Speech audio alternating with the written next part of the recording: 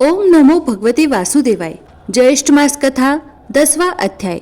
आज के अध्याय में हम सुनेंगे 10वें महात्म्य का वर्णन। स्कंद जी कहने लगे कि हे ऋषियों, ज्येष्ठ मास के आने पर भगवान विष्णु के मंदिर में जाकर दशहरा व्रत करना चाहिए और एकम से लेकर दशमी तक भागीरथी के जल में स्नान करना चाहिए।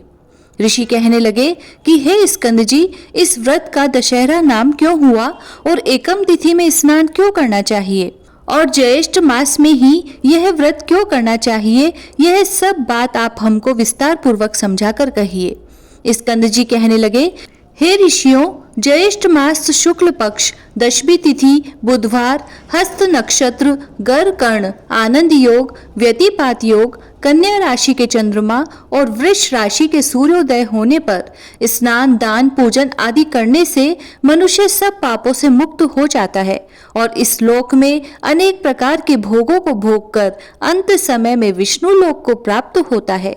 अन्याय से पराई द्रव्य को हरना, शास्त्र विरुद्ध हिंसा करना, पराई स्त्री के साथ रहना, यह 3 प्रकार का कायिक कर्म कहा जाता है। कठोर वचन बोलना, झूठ बोलना, किसी की चुगली करना, राजा का देश की आय को निष्प्रयोजन व्यय करना, ऐसे 4 प्रकार का अशुभ फल देने वाला वाचिक कर्म कहा गया है। दूसरे की बुराई की इच्छा करना, परलोक कुछ नहीं, यह शरीर ही आत्मा है, ऐसा विचार और प्रचार करना, ये 3 प्रकार का मानस पाप कर्म कहा जाता है। ज्येष्ठ शुक्ल पक्ष की दशमी को दर्शन स्पर्श मंजन पान अर्चन आदि करने से बताए गए 10 प्रकार के पापों का नाश हो जाता है। इसीलिए पूर्वदर्शी मुनियों ने इसका नाम दशहरा रखा है।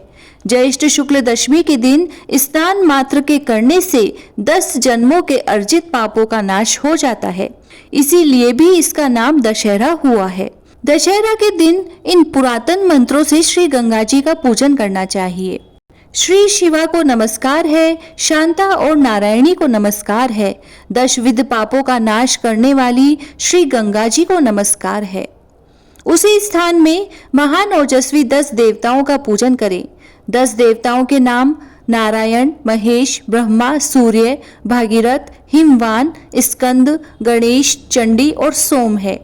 इनका अपनी शक्ति के अनुसार पूजन कर 10 फलों का पृथक पृथक पूजन करें और सत्तू के 10 पिंड बनाकर जल में छोड़ें।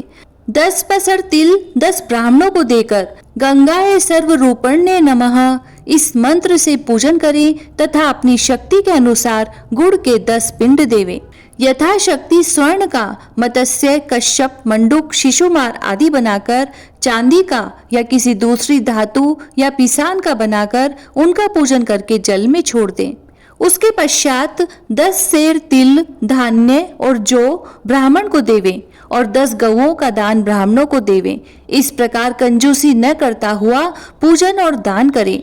पकवान तथा पायस का भोजन ब्राह्मणों को कराएं तो 10 जन्मों के अर्जित पापों से मुक्त हो जाता है, इसमें कोई संशय नहीं है।